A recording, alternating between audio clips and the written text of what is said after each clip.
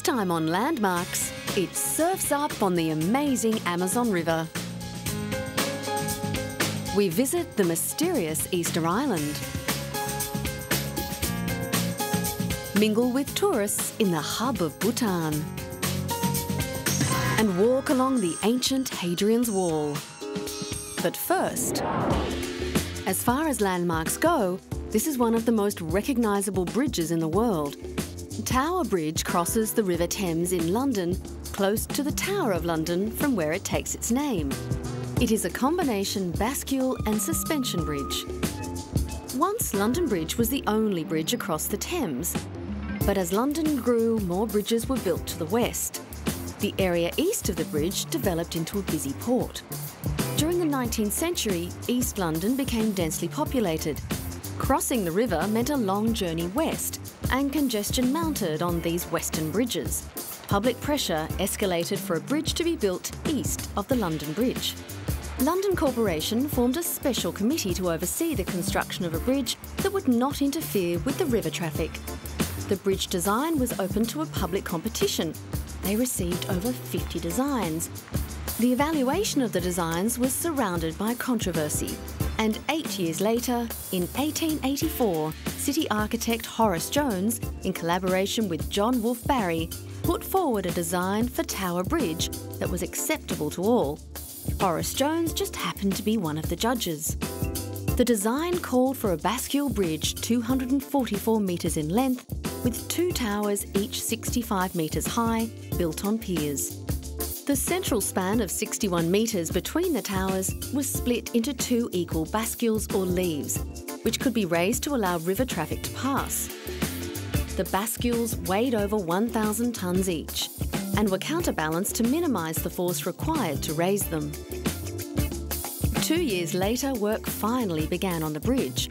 It took 5 major contractors and the relentless labour of over 432 workers 8 years to finish the bridge, which was finally completed in 1894. 2 massive piers containing over 70,000 tonnes of concrete were sunk into the riverbed.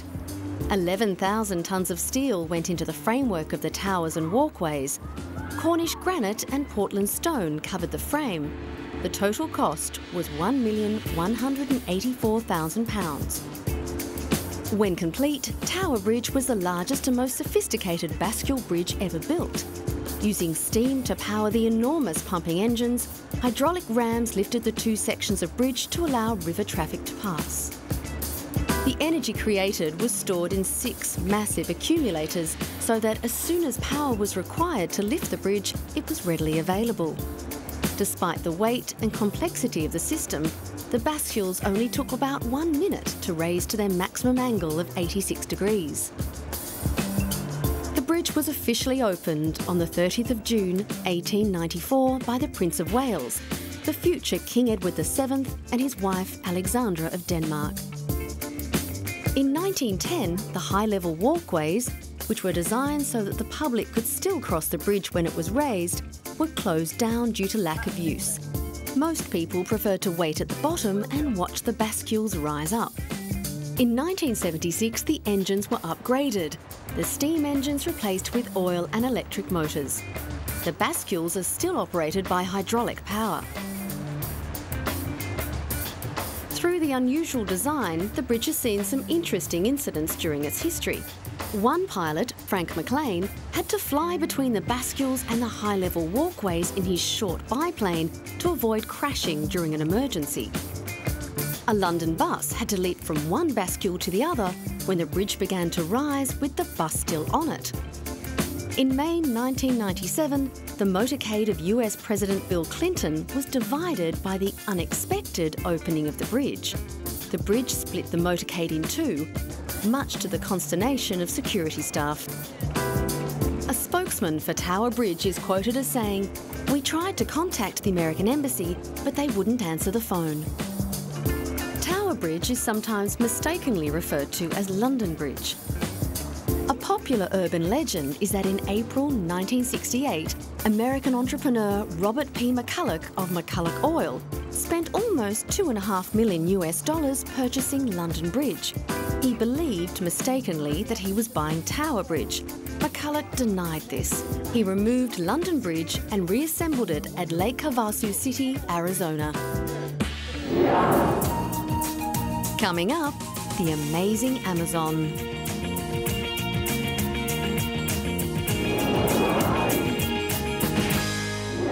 This next landmark is certainly one of the greatest rivers in the world, if not the greatest, and depending on whom you ask, rivals the Nile as being the longest river in the world. It is the Amazon River. South America's Amazon River is undoubtedly the biggest river, owing to the amount of fresh water it carries to the oceans. 1/5 of the world's river flow can be attributed to the Amazon. The Amazon is so large that it has its own currents and tides, including a unique giant wave. The Amazon's giant wave, known as a pororoca, is a unique phenomenon that attracts surfers throughout the world. Recently, a 20-year-old Brazilian from the northeast state of Ceará set a new world record during the country's river surfing championship. Adilton Mariano surfed for 34 minutes and 8 seconds on a wave that was 5 metres high and lasted for some 40 minutes with a speed close to 20 kilometres an hour. The previous record, also set by Mariano, was 26 minutes and 19 seconds. The river surfing event begins on the Araguari River in the city of Macapa, located 2,000 kilometres north of Brasilia. It differs from ocean waves in that it has two currents pushing across each other. As a result, the wave exhibits great strength and duration and repeats itself every 12 hours. I had a moment when I almost disappeared into the wave. I recovered and thank God I was able to overcome my limitations and take maximum advantage of the wave. At its widest point during the dry season, the Amazon River can be 11 kilometres wide. But when the river floods during the rainy season, it can be up to 45 kilometres wide. The mouth of the Amazon is more than 400 kilometres wide, longer than the River Thames in London. At no point does a bridge cross the Amazon.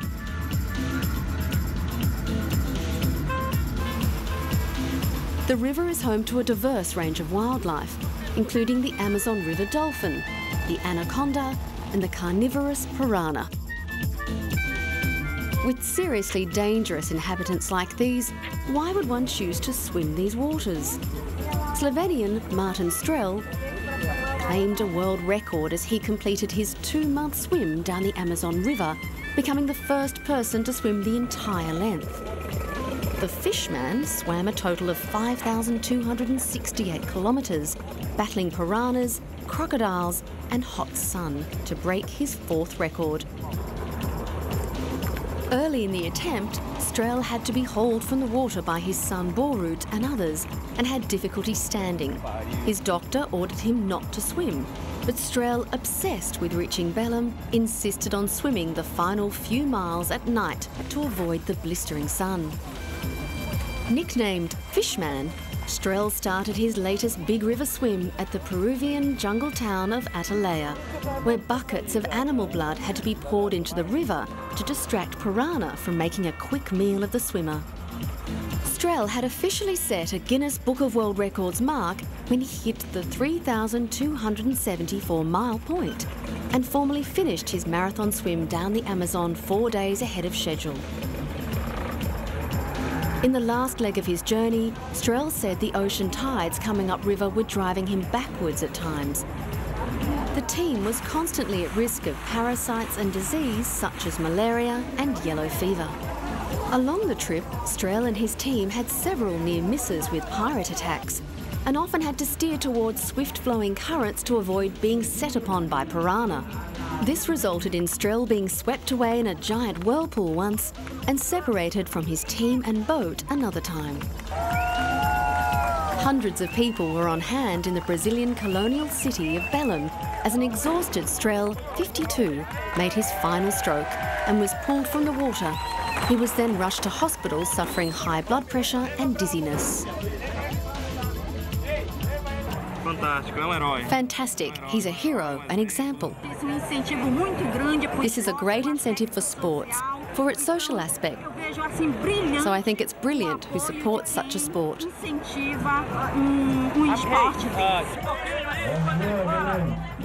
Good morning, Belem. Thank you, Belem.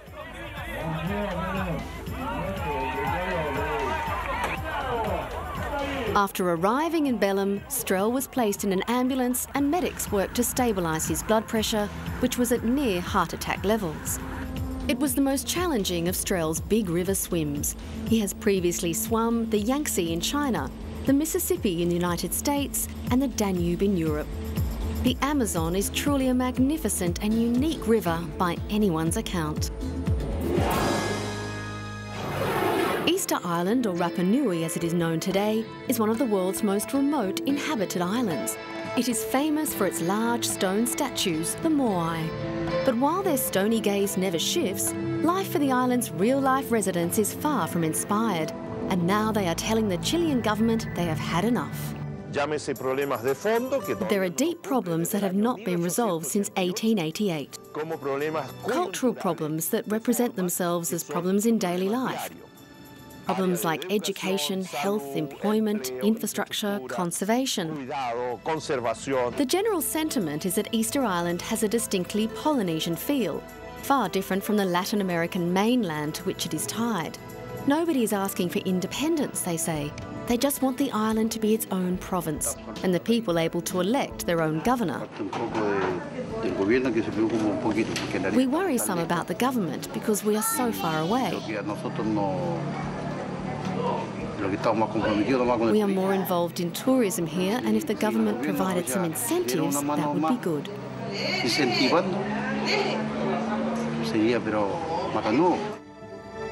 In 2006, President Michelle Bachelet approved the construction of a new public hospital and promised to give Easter Island more autonomy. While mainland Chile booms on copper exports as Latin America's economic star, life on the island is no beach holiday. Why did the government build a nice hospital? They do renovations, but there aren't any good doctors. We don't need a nice hospital, we need good personnel. Most islanders are aware they must retain economic links with Chile in order to survive, but are hoping to pass a bill which will mean greater choice and more resources to keep their unique island alive.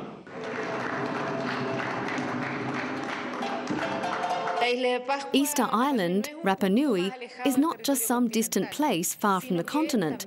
It is also the entrance door to Chile, with its beauty, with its culture, with its identity that captures everyone's attention. It makes it so that everyone wants to come and see its wonders, its culture, and its dances, amongst many other things. One way to preserve their unique culture is to effect the return of their Moai statues. The purpose of the Moai remains a mystery, but some scientists believe that they may have served a religious purpose. Carved by hand, out of the soft volcanic tuff by Polynesian colonisers as early as the 11th century, the Moai are seen to stand grimly on guard over their island home, dotted around the coastline. Many can be found in museums and collections around the world. Efforts are being made to collect and return them all home. One such statue was recently handed back. Dozens of Chileans attended a reception at the Recoleta Cultural Centre in Buenos Aires to examine the 2-metre monolithic statue. Chilean artist Rosa Velasco, who owns the statue, joined forces with Chilean government officials, businessmen and members of the Easter Island indigenous community to work through the legal process to send the work back to its origin. It's an artistic act because I'm a visual artist and the Moai is mine. I'm returning it even though I could also have sold it. But I think that at this moment in the history of man, art has the obligation of putting aesthetic values before the value of money. The sculpture will be taken back to Easter Island, where Indigenous islanders will welcome the statue home with a traditional ceremony. The ancient Easter Island statue will have finally returned to its homeland after 86 years. What happens is that for native people like us, ethnic people who live and believe in cultural traditions, this kind of thing makes us emotional because it's part of our daily life. In such remote places where globalisation doesn't exist, we're very far from that. The daily things that unite us with our ancestors are the most important things.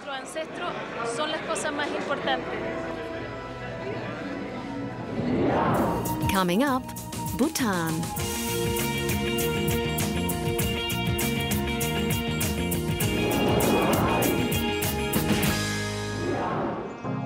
This is Bhutan. It has all the elements of Shangri-La: misty mountains, mysterious monasteries, emerald green paddy fields, and tales of yaks and yetis. After years of control, the number of foreign tourists visiting Bhutan's spectacular conifer and rhododendron forests and hilltops adorned with fluttering Buddhist prayer flags is increasing. The Himalayan kingdom of Bhutan has been selling itself as high-value, low-volume tourist destination, consciously excluding the backpackers who roam neighbouring India and Nepal by insisting visitors spend at least $200 per person per day during the peak season. Hollywood stars like Uma Thurman and Cameron Diaz are reported to frequent Bhutan's boutique hotels, but it's mostly groups of elderly Americans or nature lovers who visit the country. Now the government of the remote Himalayan kingdom says it plans to increase the number of tourists to 27,000 in the next 4 years, but again the focus is on the high end. Bhutan is off limits to mountaineers. Its people believe the peaks are abodes of the gods and boasts the world's highest unclimbed mountain, the 7,570-metre Gangkar Puensum. Most tourists head for the monasteries and fortresses, which dominate every district and host exotic religious festivals, where monks and laymen swirl in ritual dance in events that last several days in spring and autumn. Not many complain of the high costs. The experience is much more than what they pay for, although food quality is always at the top of the list of complaints by tourists. One visitor loved the place so much on her last stay that she decided to revisit this year. The people are wonderful, and just, you can feel the spirituality everywhere, and the landscape is as beautiful and untouched as anywhere I've ever been. I think it's beyond money in that what you gain from just being here and experiencing all the people, you can't put a price on that. Bhutan says it learnt many lessons from the way Nepal threw open its doors to tourists in the 1950s and became a destination on the hippie trail. It is avoiding backpackers and wooing the rich who can contribute something to its economy. We don't want backpackers because, given the absorptive capacity of the country with infrastructure problems, which is now slowly, disappearing. But in the past, we did not want to have these, hordes of, so-called backpackers who compete on spending less rather than leaving behind something, So they leave behind only their, the waste and their rubbish and hardly anything to the economy. These days, the price does not put off as many people as it did when visitors were first allowed in 1974. Especially when hotels, food, transport and a guide are included. Insofar as every journey that the guest comes to experience in Bhutan is unique to them. We very much try and customize their tour, their experiences, their expectations. We like to be able to say that our guests have something very unique when they come back. But Bhutan is slowly modernising and opening up to the outside world. The first car arrived in 1961. Television was finally allowed in 1999, and Shakira now dominates the discos of the capital, Thimphu.